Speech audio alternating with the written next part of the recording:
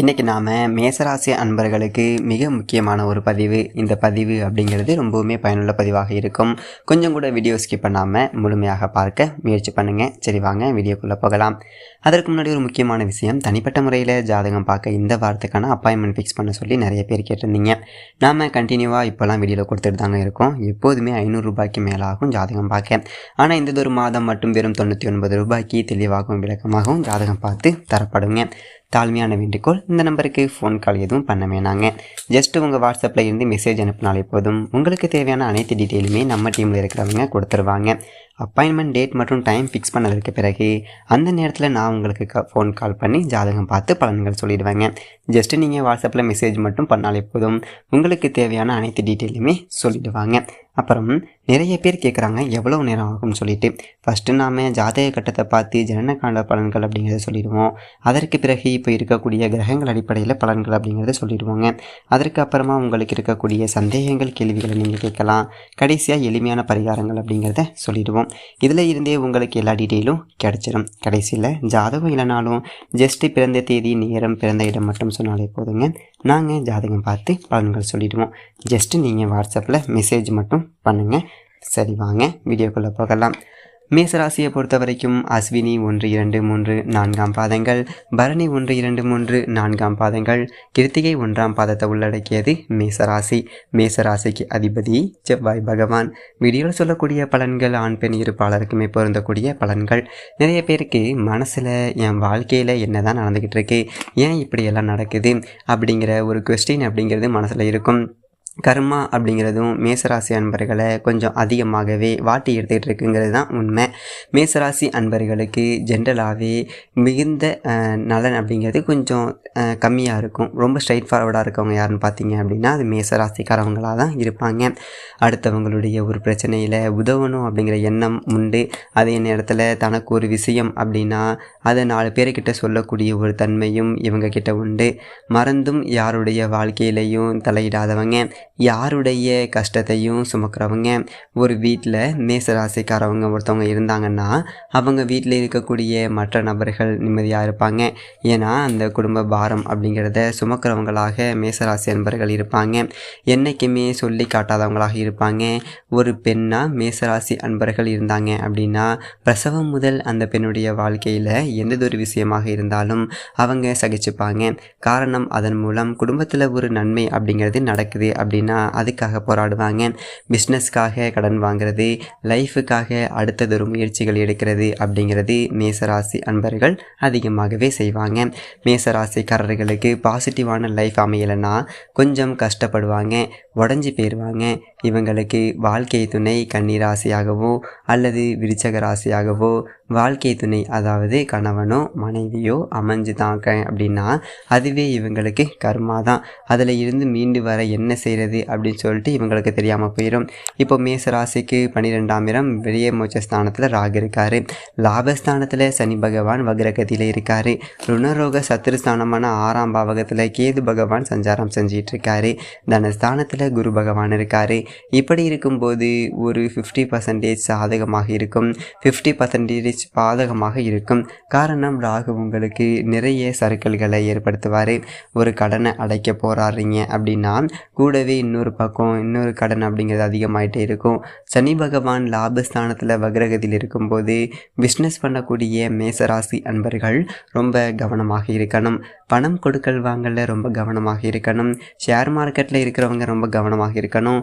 அதே மாதிரி உங்களுடைய எந்த தொழிலாக இருந்தாலும் சரி, நீங்கள் வட்டி சம்பந்தமான தொழில் செய்கிறதாக இருந்தாலும் சரி, வாய் சம்பந்தமான பேச்சு சம்பந்தமான தொழில் செய்கிறீங்க அப்படின்னாலும் சரி, யோசித்து பேசணும். யாருக்கிட்டையுமே மெசேஜ் அனுப்புறதாக இருந்தால் கூட சரி, ரொம்பவே தெரிஞ்சவங்களாக இருந்தால் மட்டும்தான் மெசேஜ் அனுப்புங்க. தெரியாத நபர்களாக இருந்தால் யோசித்து பேசுங்க. மனசுக்கு வேண்டியதை மட்டும் பேசுங்க. வேண்டாத விஷயங்களை பேசி தேவையில்லாத ஒரு பிரச்சனையில் மாட்டிக்காதீங்க. உங்களுடைய நீண்ட நாள் கனவு நிறைவேறுவதற்கு இது ஒரு அற்புதமான ஒரு காலம் அப்படிங்கிறது 50% உங்களுக்கு வாய்ப்புகள் உண்டு. எதனால், ஒரு ஜாதகம் அப்படிங்கிறது சுயமாக நல்ல தசாபுக்தி இருந்தும் குரு பகவான் தனஸ்தானத்தில் இருந்தும் மேசராசி அன்பர்களுக்கு திருமணம் அப்படிங்கிறது நடக்கலை. அடுத்து மேசராசி அன்பர்கள் நிறைய நல்லது பண்ணியும் ஏன் குழந்தை பிறக்கலை. அடுத்து உண்மையாக உழைச்சி நேர்மையாக சம்பாதிச்சாலும் ஏன் கடன் கட்டுற மாதிரியான ஒரு சிச்சுவேஷன்ஸ் அப்படிங்கிறது அமையுது.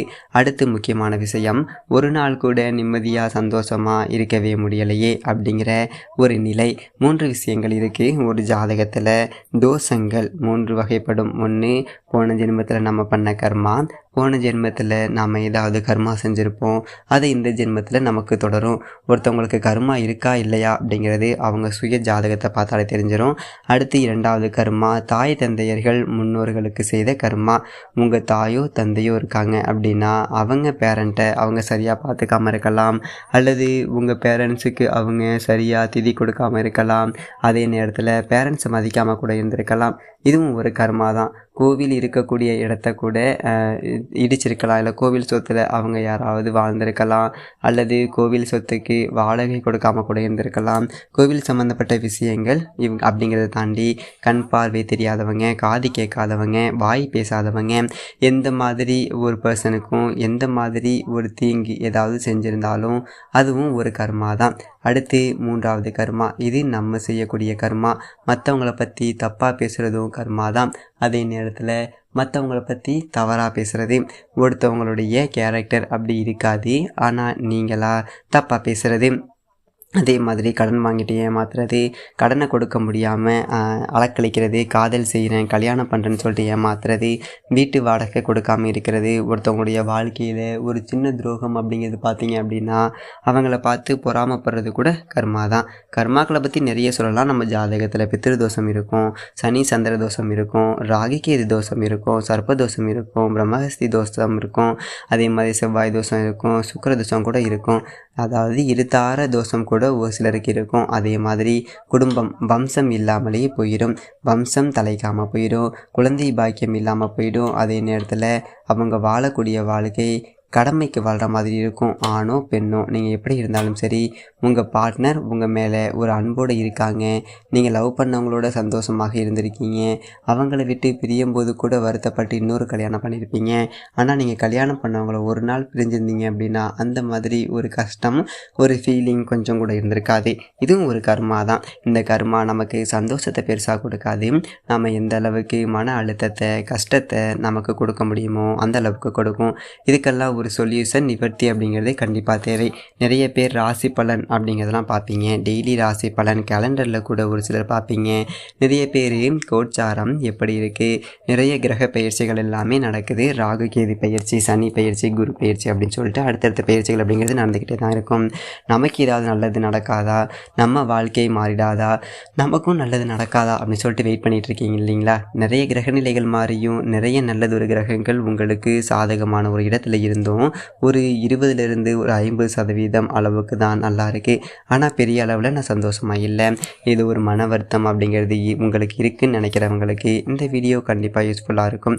இந்த வீடியோ படி செயல்பட்டால் உங்கள் வாழ்க்கை அப்படிங்கிறது உங்களுக்கு 100% சந்தோஷத்தை கொடுக்கும்.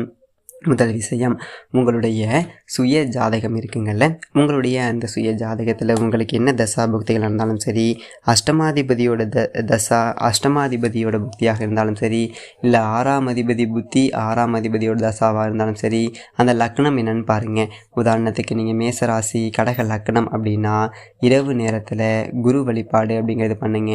1 திட்டை குருஸ்தலம் போயிட்டு வாங்க, இல்லை ஆலங்குடி குருஸ்தலம் போயிட்டு வாங்க, இல்லை உங்களுக்கு பக்கத்தில் இருக்கக்கூடிய நவகிரக கோவிலில் குரு பகவான் வழிபாடு அப்படிங்கிறத பண்ணுங்க. வியாழக்கிழமை இரவு நேரத்தில் பண்ணுறது அப்படிங்கிறது ஒவ்வொரு மேஷராசி அன்பர்களுக்குமே, குறிப்பாக கடக லக்கணத்தில் உள்ளவர்களுக்கு ரொம்ப சிறப்பாகவும் பெஸ்ட்டாகவும் இருக்கும். அதை தாண்டி இன்னொரு விஷயம் நீங்கள் என்ன செய்யணும் அப்படின்னா, பௌர்ணமி அன்னைக்கு இரவு நேரத்தில் குலதெய்வ வழிபாடு அப்படிங்கிறது செய்கிறது ரொம்ப ரொம்ப நல்லது. அது இன்னமும் உங்கள் வாழ்க்கையில் நிறைய நற்பலன்களை கொடுக்கும், கெட்ட கர்மாக்களை குறைக்கும். குலதெய்வ வழிபாடு மட்டும் இல்லாமல் இஷ்ட தெய்வ வழிபாடும் கண்டிப்பாக தேவை. இஷ்ட தெய்வத்தை வணங்குங்க. இது 3ம் செஞ்சு பாருங்கள். உங்களுக்கு மிகப்பெரிய சேஞ்ச், மிகப்பெரிய ஒரு பாசிட்டிவிட்டி அப்படிங்கிறது கண்டிப்பாக உங்களுக்கு நடக்கும். அது மட்டும் இல்லாமல் இந்த வீடியோவில் உங்களுக்கு ஏதாவது சந்தேகம் இருந்துச்சு அப்படின்னா கீழே இருக்க கமெண்ட் செக்ஷனில் சொல்லுங்கள். அது மட்டும் இல்லாமல் உங்கள் யாருக்காவது ஜாதகம் பார்க்கணும் அப்படின்னா மறக்காமல் நம்ம ஸ்டார்டிங்கில் கொடுத்துருக்க அந்த ஒரு ஃபோன் நம்பருக்கு ஒரே ஒரு வாட்ஸ்அப் மெசேஜ் மட்டும் பண்ணுங்கள். நம்ம டீமில் இருக்கவங்க கண்டிப்பாக உங்களை காண்டாக்ட் பண்ணுவாங்க. ரொம்ப எளிமையான ஒரு அற்புதமான ஒரு ஜாதகம் நாங்கள் சொல்லித்தருவோம். அது மட்டும் இல்லாமல் ஜாதகம் ரொம்ப தெளிவாகவும் துல்லியமாகவும் இருக்குங்க. சரி ஓகேங்க, இதே மாதிரி இன்னும் நல்ல வீடியோ பார்ப்போம். நன்றி, வணக்கம்.